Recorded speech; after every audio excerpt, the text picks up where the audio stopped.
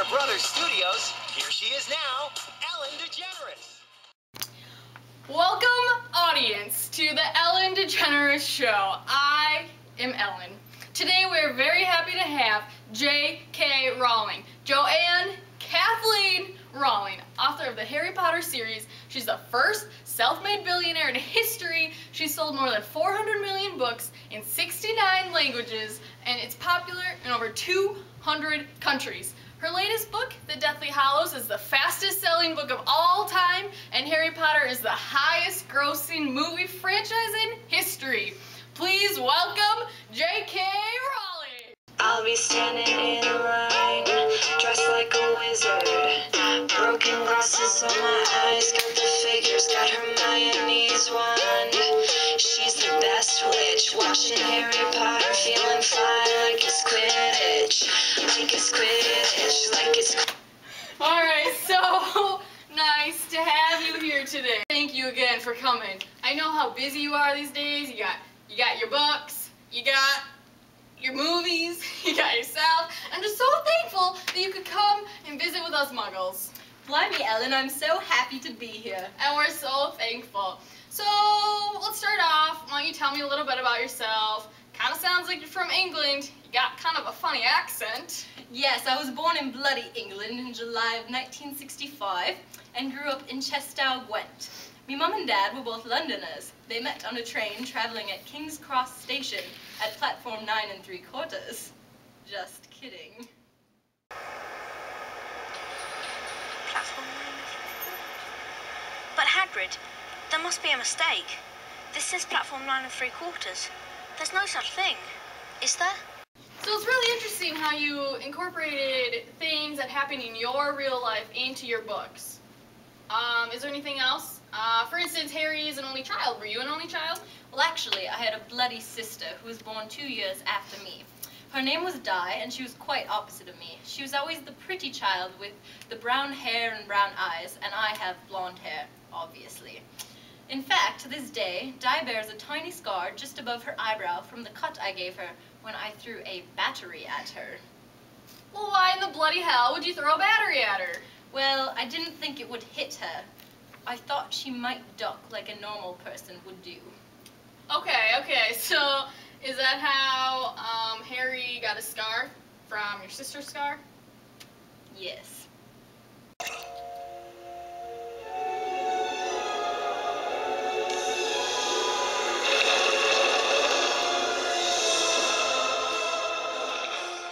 To be a trend between you and your books and, you know, what happens in your life you put in your books. Are there any other connections?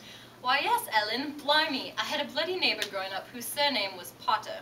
I always liked their name, whereas I wasn't very fond of my own. This young lad now claims to be the Harry Potter, but I say, Avada Kedavra! Okay, it's just my favorite spell. Sorry. Also, I met a young lad named Sean Hess at my secondary school when I was 11. In fact, the Chamber of Secrets is dedicated to him, as he was the one who once owned the original blue Ford that was seen in the Chamber of Secrets. He was the first person with whom I really discussed my serious ambition to be a writer, and he was also the only person who thought I was bound to be a success at it.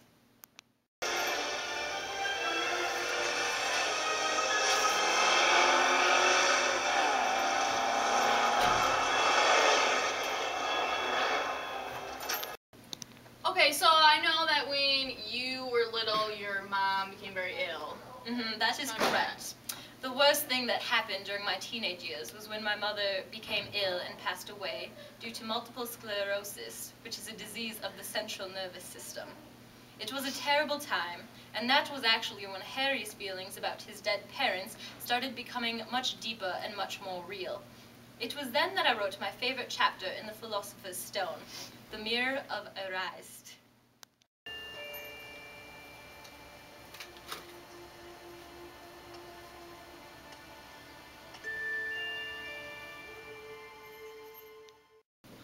So what did you do before you became famous with Harry Potter? Did you have any jobs? Did you write any other books? Yes, my longest job was with Amnesty International in London, which is an organization that campaigns against human rights abuses over the world.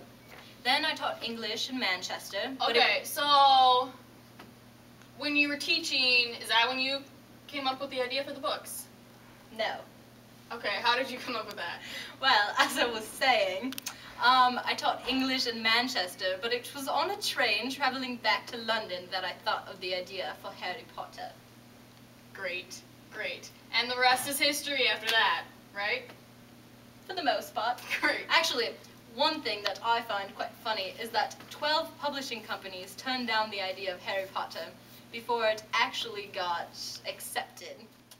So... Alright, J.K., well, it's been real. I'm kind of done talking to you, though. If you watch our show, you know that we like to play games on the Ellen Show, so we're going to play a game. I've been working on my spells. Pretty good at them. So, let's see what you got, alright? Okay. You got your wand? Of course. You always got your wand. Okay, do you want to go first or you want me to go first? Let's see what you got. Okay, ready? Spurgature! What in the bloody hell, Ellen? Like it's Quidditch, like it's Quidditch. J.K. Rowling, everybody! Next week, stay tuned for Daniel Radcliffe. Got my permission slip, sign, going to